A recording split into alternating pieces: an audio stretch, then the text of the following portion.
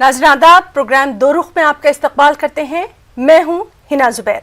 नाज़रीन, दो रुख में आज हम बात करेंगे कर्नाटक की काबीना में तौसी के दो रुख। जी हां, नई काबीना में कई अफराद को शामिल किया गया है।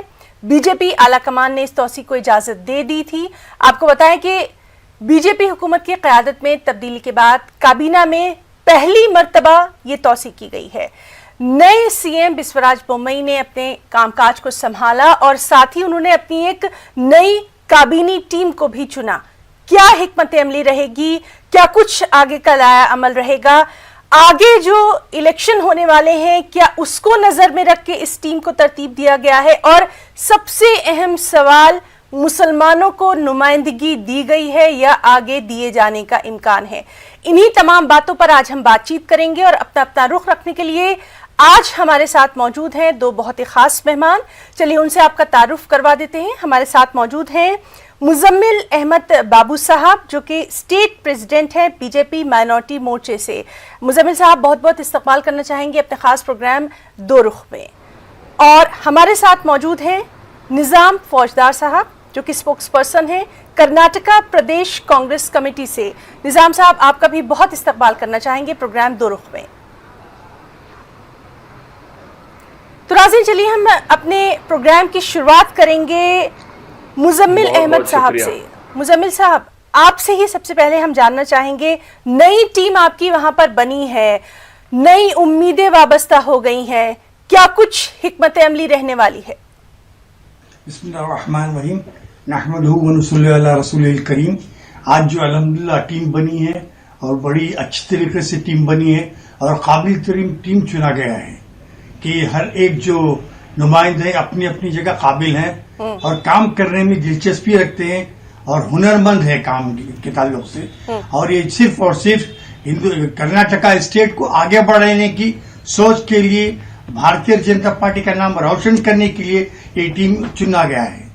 तो इंशाअल्लाह आने वाले दिनों में आपको खुद इसका नतीजा सामने दरपेश आएगा कि ये टीम कितना काबिलियत से काम कर रही है, वर्क कर रही है, कि अपने जो खिदमत अंजाम दे रही है।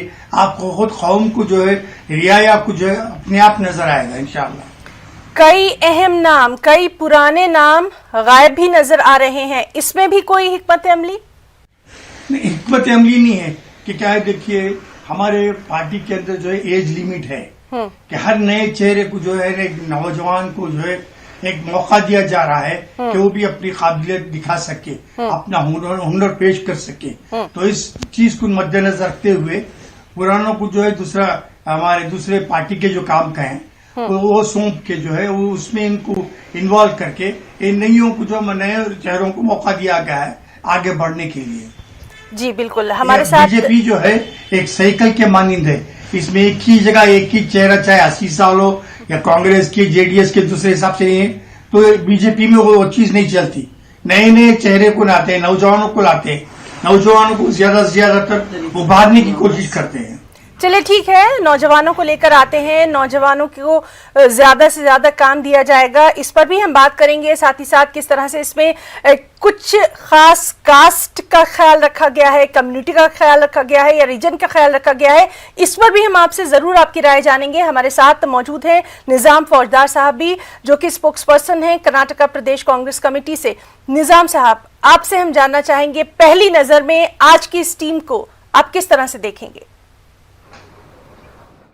क्या कहें, इस सरकार को जो इन्होंने नया आकार दिया है, सर को हटा दिया, एक नया सर बिठा दिया गया है और जिस्म तो वही रहा। बीजेपी जो भ्रष्ट सरकार थी येडियुरप्पा की, वो सरकार अभी भी कायम है, सिर्फ उसका सर बदला गया है।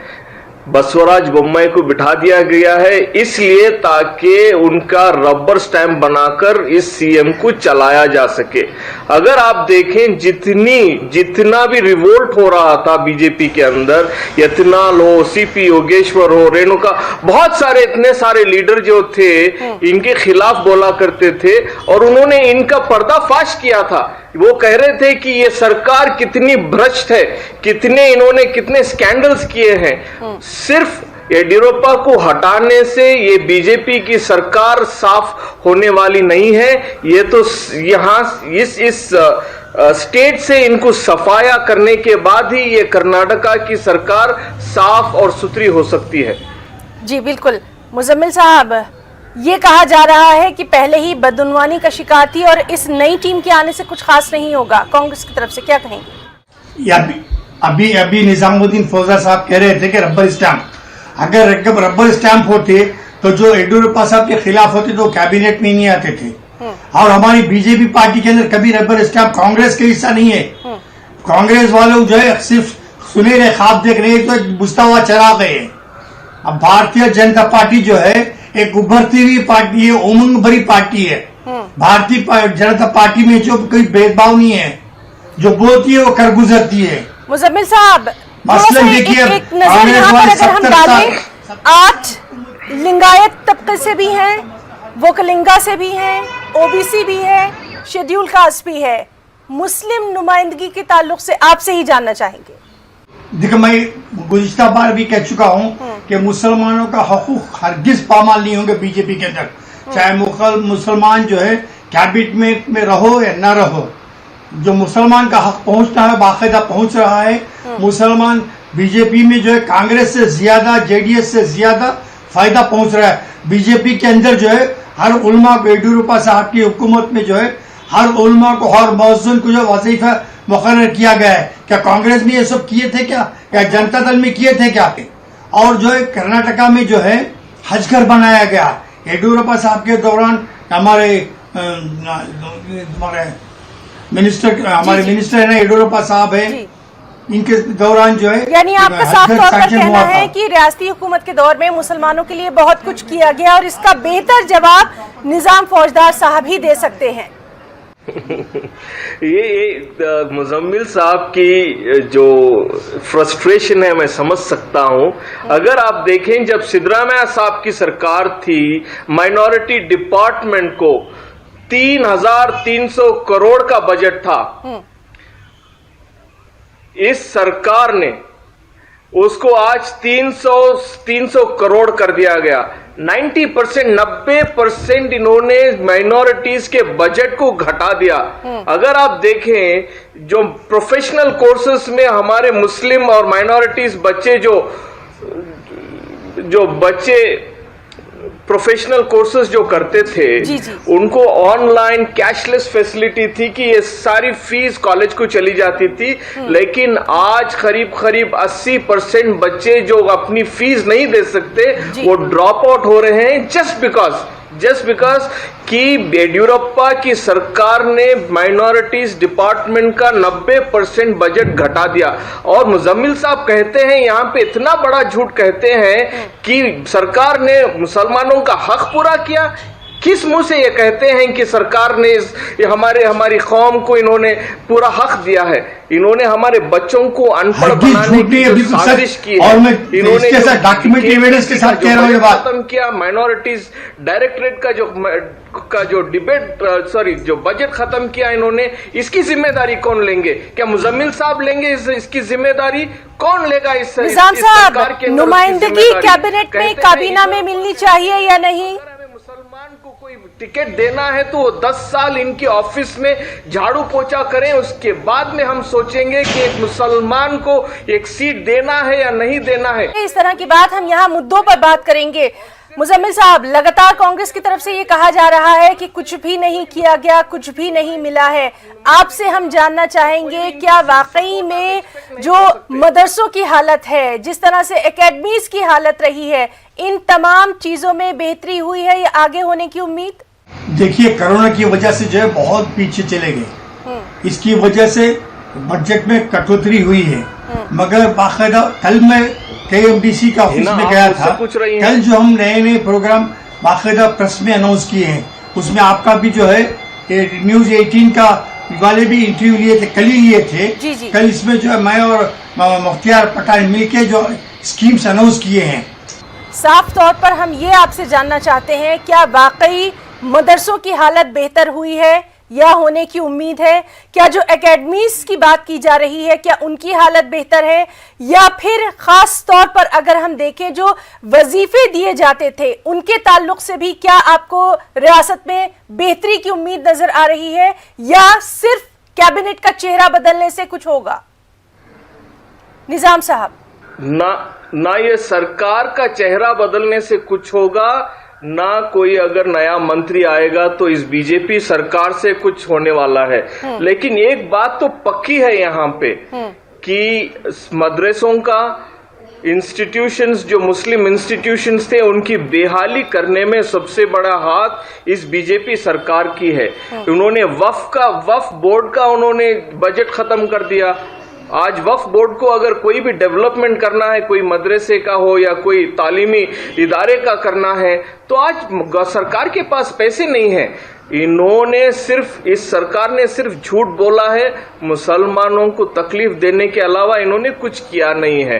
अगर ये कुछ करना चाहते हैं तो वो वापस सिद्धरामैया साहब का जो 3,300 करोड़ का जो बजट था, अगर उसको वापस लाएंगे और उसको अमल में लाएंगे तो कुछ उम्मीद हो सकती है। लेकिन इस सरकार से ये उम्मीद करना भी मैं समझता हूं गुनाह है या पाप है। और मुजम्मिल साहब तो लगातार ये कह रहे हैं कि वजीफे दिए गए हैं, हज हाउस के लिए भी काम हुआ है, बहुत सारे काम वो यहाँ पर गिरा रहे हैं। अगर मोदी से लेके अमित शाह से लेके हर एक लीडर कांग्रेस और जेडीएस इन दोनों को भी मिली मदद से जो 2,30,000 करोड़ का घपला किए हैं प्रॉपर्टीज मुसलमानों को जो है अल्हम्दुलिल्लाह इतनी ज्यादा इंडिया के अंदर वक्फ प्रॉपर्टीज है कि मुसलमान किसी के मोहताज होने की जरूरत नहीं। ये लोग क्या कर दिए, चोरी कर करके मुसलमानों के जो वक्फ प्रॉपर्टीज है उसके ऊपर कब्जा करके झूठे डॉक्यूमेंट्स बना के ये लोग सब पूरा बर्बाद करके छोड़े। आपको कहीं पे भी नहीं मिलेगा इस रियासत के अंदर। ये झूठ बोलते हैं। इनका एक बेसिक डीएनए स्ट्रक्चर में ही एक चीज है कि झूठ बोलो और लोगों को धोखा दो। सही होते तो कौम बहुत आगे बढ़ जाती। चलिए ठीक है, जिस तरह से आप बात कर रहे हैं मुजम्मिल साहब, आपसे हम जानना चाहेंगे, मुसलमानों को नुमाइंदगी बहुत अहम सवाल है, आखिर किस तरह से वो अपने तमाम मसलों को वहां असेंबली में रख पाएंगे? देखिए, मुसलमानों को नुमाइंदगी बोल रहे हैं, ये ठीक है, मैं मानता हूँ एक हद तक। मुसलमान भी जो है अपना जो है आज तक देखिए बीजेपी इतना काम की है, फिर भी ये कांग्रेस की गोद में बैठते हैं। हमारी कौम जो है, हमारे उलमा से लेते हुए सब जो, माफ करना मैं कह रहा हूँ कि सब कांग्रेस के ही गुण गाते हैं, कांग्रेस की गीत गाते हैं, जबकि भाजपा से फायदा उठाते हैं। चलिए ठीक है, इसका सीधा जवाब निजाम साहब, साफ तौर पर बीजेपी की तरफ से ये इल्जाम लगातार लगता रहा है कि मुसलमान सिर्फ वोट बैंक के तौर पर इस्तेमाल होते हैं, असल काम जो है वो बीजेपी करती है। लगातार ये बात हम सुनते आ रहे हैं हर इलेक्शन में। Let me put it this way, अगर बीजेपी चाहती तो हमारे मुजम्मिल साहब को एमएलसी बना देती या कोई कॉन्स्टिट्यूएंसी में खड़ा कर इनको जिता देते, क्योंकि इन्होंने इतनी मेहनत की है और इतनी मुखालिफत ली है कौम से। चाहते तो इनको कुछ बना देते, लेकिन बनाएंगे नहीं। इस डिबेट पे बैठकर मुसलमानों के लिए बीजेपी के तरफ से मुसलमानों की वकालत करने के लिए इस डिबेट्स पे भेज दिया जाता है। लेकिन इनको एक चीज समझनी चाहिए, इन्होंने गवर्नेंस बेसिक गवर्नमेंट का गवर्नेंस होता है, इन्होंने सिर्फ 4 अक्षर ही कांग्रेस से सीखे हैं। इनको बहुत कुछ सीखना है, समझना है, देश को आगे कैसे लेके जाना है, उसकी तरक्की के लिए कैसे काम करना है, इनको और बहुत कुछ सीखना है। ये सिर्फ इलेक्शन बाजी के भाषण देना, बयान देना कि मुसलमानों को कांग्रेस ने सिर्फ एक वोट बैंक की तरह इस्तेमाल किया है, ये बहुत बड़ा झूठ है। अगर आप देखेंगे तो कांग्रेस के अंदर हर असेंबली के अंदर करीब 10 एमएलएज होते हैं, करीब 5 से 7 या 8, कभी कभी 8 भी एमएलसीज हैं। आज राज्यसभा में एक मुसलमान राज्यसभा एमपी हैं जो नासिर हुसैन साहब हैं। मुसलमानों को अगर किसी ने हक दिया है तो सिर्फ एक पार्टी ने जो दिया है वो है कांग्रेस पार्टी। और बीजेपी कुछ भी कहे, उनका काम ही कहना है। कांग्रेस के ऊपर इल्जाम लगाना उनका काम लेकिन है। अगर ये हक कांग्रेस नहीं के मिल ऊपर- रहा है तो एक अपोजिशन पार्टी के तौर पर क्या उतनी शिद्दत आप अपने एहतजाज में अभी तक लाए हैं? जी, हर बार असेंबली के अंदर सिद्धरामैया साहब ने, जमीर अहमद ने, रिजवान अरशद ने, हैरिस ने, तनवीर सेठ ने, उन्होंने असेंबली में ये सवाल उठाया है कि आपने अक़लियतों का बजट क्यों कम किया, क्यों कम किया, कम करने का आपकी इंटेंशन क्या थी? इंटेंशन के बाद आपने कम किया, बाद में आपने बहुत कुछ ऐसे कहा कि हमने बहुत कुछ किया है मुसलमानों के लिए। दिखाइए आप। हमने तो असेंबली में इसका सवाल उठाया है, मीडिया में हम हर बार बात करते रहते हैं। चलिए ठीक है, वक्त मुजम्मिल वक्त साहब चलने नहीं देते ये वो लोग। जानना चाहते हैं कि आखिर काम किए क्या हैं? मैं अब कई मरतबा दोहरा चुका हूं कि माइनॉरिटीज डेवलपमेंट KMDC के 1500 करोड़ बजट में दिए, क्योंकि कोरोना के डिफिशिट की वजह से हर एक का बजट कम किए। ये सिर्फ माइनॉरिटी पकड़ के रो रहे हैं, हर एक का बजट कम किए थे। येडियुरप्पा साहब की गवर्नमेंट में, जो बीजेपी की गवर्नमेंट में, हर एक का बजट में कटौती हुई थी, क्योंकि कोरोना की वजह से सारे देश भर में नहीं, बल्कि पूरे वर्ल्ड में जो है इकोनॉमी डाउन हो गई। इसकी बिना पे जो है हर एक चीज कम हो गई, हर बजट में कटौती आ गई, और जो है 1500 करोड़ रुपए इस मरतबा जो है माइनॉरिटीज को जो है बजट अलॉटमेंट किया गया है। इसकी वजह से जो जितने भी बच्चों के तालीम की ताल्लुक के साथ जो ये थे बाकी आज अगर आप कोई चीज को पूछेंगे कि आप पैसे हैं इस डेवलपमेंट के काम के लिए, अगर पैसे हैं जो पूछते हैं तो इनके पास पैसे ही नहीं है। निजाम साहब, लगातार जो अभी गवर्नमेंट थी, अभी जो हुकूमत थी येडियुरप्पा की, उस पर बदउनवानी के लगातार इल्जामात लगते रहे हैं, क्या कुछ कहना चाहेंगे आप यहाँ पर निजाम साहब? ये एक ही ऐसे मुख्यमंत्री हैं कि सीट पे बैठे हुए इन्होंने चेक के द्वारा इन्होंने पैसे लिए, NTF और RTGS से इन्होंने पैसे ले लिए। इससे ज्यादा करप्शन क्या हो सकती है?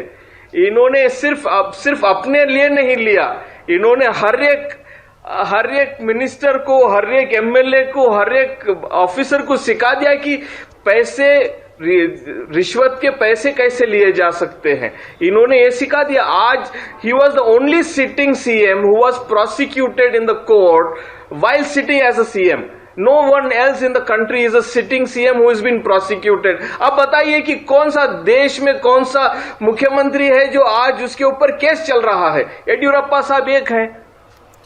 ठीक है, सरकार उन्होंने कांग्रेस और JDS की चोरी कर ली। मुजम्मिल साहब, जिस तरह से लगातार हम करीब कैबिनेट में तोसी की बात कर रहे हैं, क्या अब ये जो इल्जाम लग रहा है करप्शन का, बदउनवानी का, कहीं ना कहीं अब इसका खात्मा होगा? के बाद इन्होंने उनसे राजीनामा, मुजम्मिल साहब, राजीनामे से ज्यादा पैसे खर्चा करके उन्होंने इलेक्शन जीत के ये चोरी की सरकार खात्मा हो गया है। इंशाल्लाह इसके खात्मा हो चुका है। इसके बाद आप देखिए को बिठाया गया है। ये इल्जाम जो है बेबुनियाद इल्जाम साबित होंगे।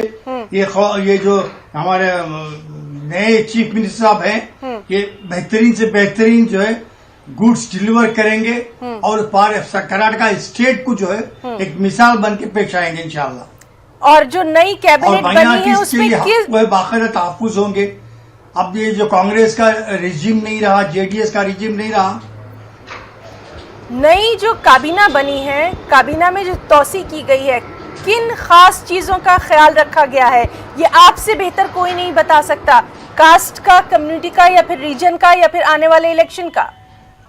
हर एक के कास्ट का, कम्युनिटी का, रीजन का, हर चीज को मद्देनजर रखते हुए बड़ी अच्छे अंदाज से, ढंग से जो है, और इसके साथ साथ जो है इम्प्रूवमेंट के ताल्लुक से भी जो है, सबसे पहला इम्प्रूवमेंट के ताल्लुक से है सबका साथ, सबका विश्वास, सबका विकास। ये तीनों को मद्देनजर रखते हुए कैबिनेट का एक्सपेंशन हुआ है। तो विश्वास तो फिर मुस्लिम नुमाइंदगी देकर भी हासिल किया जा सकता है। और एक चीज मैं बता दूं, मुसलमान, मैं खुला बोल रहा हूं कि मुसलमानों को जो है उनका हक बाकायदा मिल रहा है, अगर कैबिनेट में रहो या न रहो। मुसलमानों की जो हक तलफी हरगिज नहीं हो रही है। चलिए, ये तो आपका बड़प्पन है जो आप ये बात यहाँ पर कह रहे हैं। गवर्नमेंट हर कदम पे हम लोगों को कॉन्फ्रेंस पे लेके काम कर रही है। जी बिल्कुल।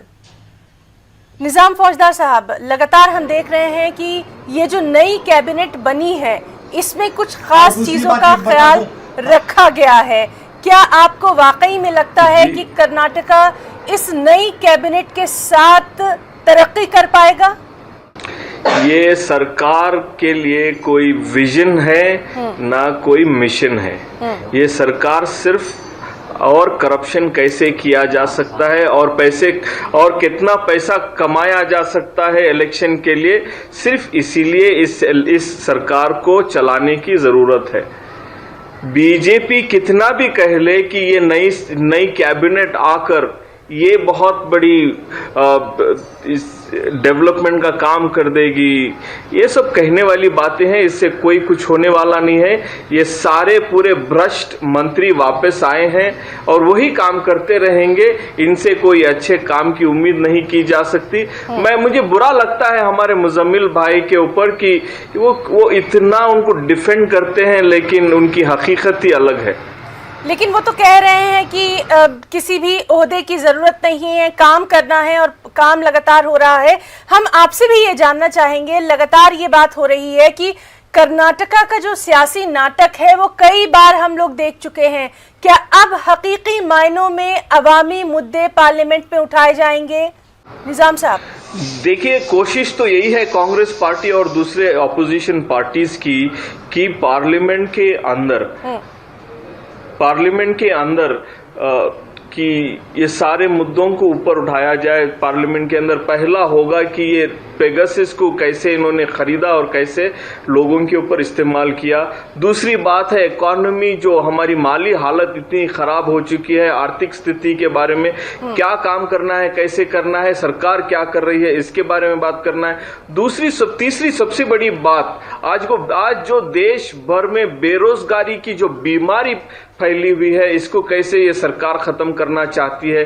चौथी चीज, जो वैक्सीनेशन और ये जो हेल्थ इंफ्रास्ट्रक्चर का जो क्रम्बलिंग जो हुआ है, एकदम टूट गया है, उसको वापस ये सरकार कैसे वापस खड़ा सकती है, इसके बारे में हम पार्लियामेंट के अंदर बीजेपी को घेरेंगे और इसके बारे में हम लगातार सवाल करते रहेंगे। यहाँ पे बसवराज बोम्माई के से सवाल करेंगे और सेंट्रल में हम मोदी जी से भी सवाल करते रहेंगे, लेकिन इस सरकार को छोड़ेंगे नहीं, क्योंकि जब तक ये अपने प्रॉमिसेस को, अपने जो इन्होंने जो वादे किए थे तब तक ये पूरे नहीं करेंगे, तब तक हम इनके ऊपर सवाल उठाते रहेंगे और ये सवाल उठाते रहेंगे और वो उठाना भी चाहिए, क्योंकि आप अपोजिशन में हैं। मुजम्मिल साहब, आपसे जानना चाहेंगे कि इस बार कैबिनेट में कोई डिप्टी सीएम यानी नायब वज़ीर आला नहीं होगा, यानी तमामतर जो फैसले हैं वो सिर्फ एक जगह से आएंगे।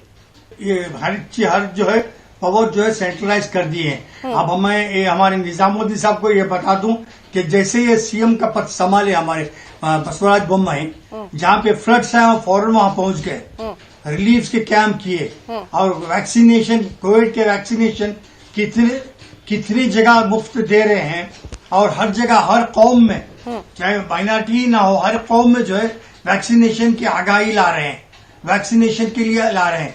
और मुसलमान जो है, जो भाजपा जो है, जो बोलती है वो कर गुजरती है।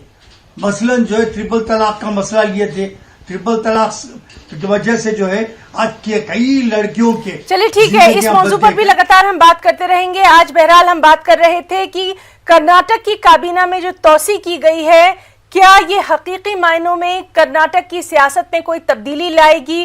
क्या हकीकी मायनों में कर्नाटक तरक्की कर पाएगा? और जिस तरह से लगातार वहां पर हम सियासी जो भी नाटक रहा है देखते रहे हैं, क्या वो खत्म हो पाएगा? निजाम साहब, कुछ कहना चाहेंगे? हाँ जी, अगर आप देखेंगे सरकार में कितने कैबिनेट मंत्री बदले हैं, आपको आर अशोक दिखेंगे, आपको अश्वत्थ नारायण दिखेंगे, ईश्वरप्पा दिखेंगे, बीसी पाटिल दिखेंगे, एसटी सोमशेखर दिखेंगे, हमारे जो हेल्थ मिनिस्टर वो थे श्री रामुलु, वही सरकार, वही मिनिस्टर, वही पोर्टफोलियो, वही पैसा, वही बजट। सिर्फ एक ही बदलाव आने वाला है, सरकार की तिजोरी से पैसा इनकी खास तिजोरियों में जाएगा। काफी अहम रहेगा कि इस नई काबीना के साथ अब कर्नाटक में सियासत क्या रुख लेती है। अपने दोनों खास मेहमानों का, मुजम्मिल अहमद बाबू साहब आपका भी, जो कि स्टेट प्रेसिडेंट है बीजेपी माइनॉरिटी मोर्चा के, साथ ही साथ निजाम फौजदार साहब जो कि स्पोक्स पर्सन है कर्नाटका प्रदेश कांग्रेस कमेटी के, दोनों का बहुत बहुत शुक्रिया अदा करना चाहेंगे। प्रोग्राम दो रुख में आज के लिए फिलहाल इतना ही। हमारी पूरी टीम को दें इजाजत। आदाब।